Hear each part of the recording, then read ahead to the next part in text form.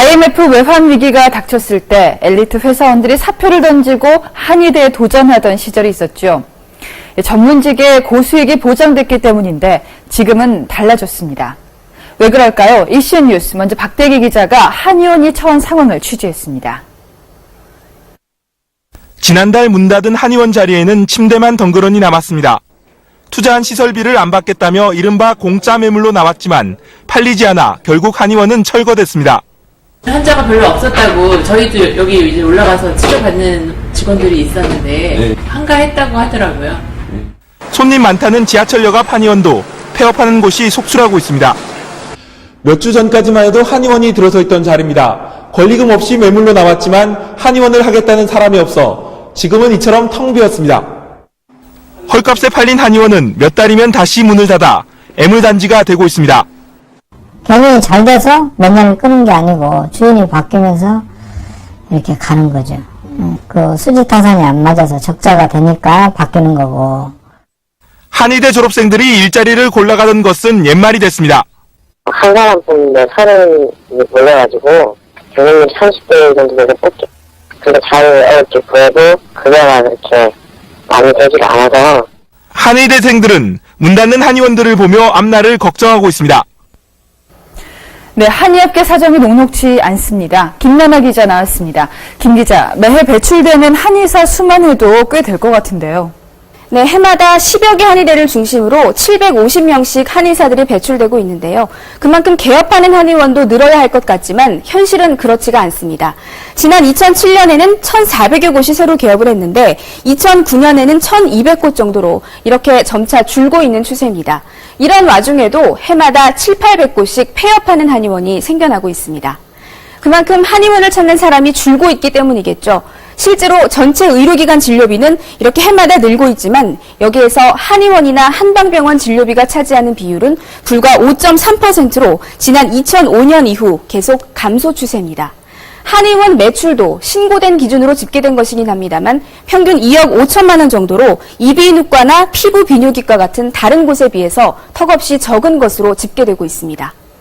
한의학이 어려움에 처한 근본적인 이유는 무엇인지 김종환 기자가 취재했습니다. 대형마트의 건강식품 코너마다 건강보조식품들로 넘쳐납니다. 이 마트의 경우 이번 설을 앞두고 1억 3천만 원어치가 팔렸습니다.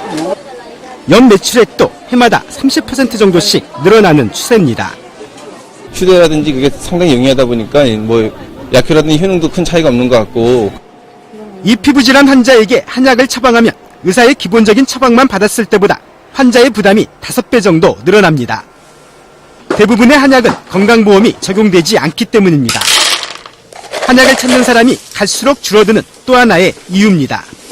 처방은 현재 비급여화 대상이 되어 있기 때문에 그런 부분에 있어서 비용적으로 좀 부담스러워하는 것이 사실입니다.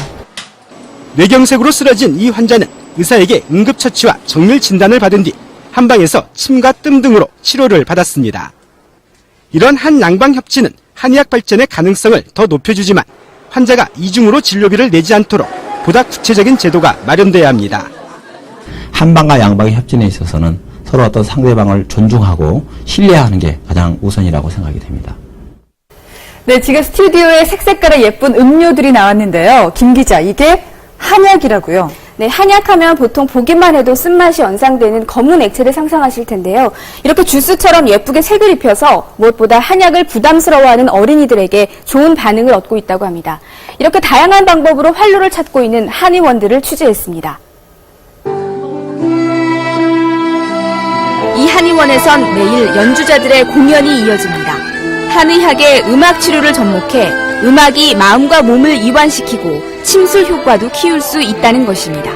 입소문을 타고 지방에서까지 환자들이 찾아옵니다. 옛날 치료법을 바탕으로 해서 좀 더 발전시키는 게 바람직한 게 아닌가 저는 이제 그렇게 보고 시도를 하는 것이죠.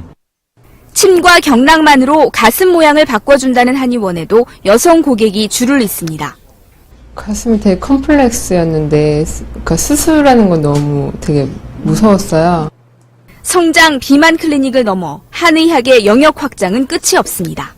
최근에는 많은 한의사들이 한방을 과학화시키고 전문화시키고 있는데 저 같은 경우는 미용이나 성형 쪽으로 관심이 많기 때문에 그쪽으로 접근해 나가고 있습니다. 정부도 우리 전통 한의학의 신뢰를 높이기 위해 한약재 판매업소의 자체적인 조제 행위를 금지시킬 방침입니다. 철저한 품질 검사를 거쳐서 유통이 되도록 이렇게 하도록 법을 개정을 했습니다. 그리고 금년 10월 1일부터 시행을 하는 것으로 공포를 했습니다. 또 올해 안에 유통 과정을 일일이 공개하는 한약 이력 추적제도 도입되는 등 벼랑 끝에 몰린 한의학의 활로 찾기가 본격화하고 있습니다. KBS 뉴스 김나나입니다.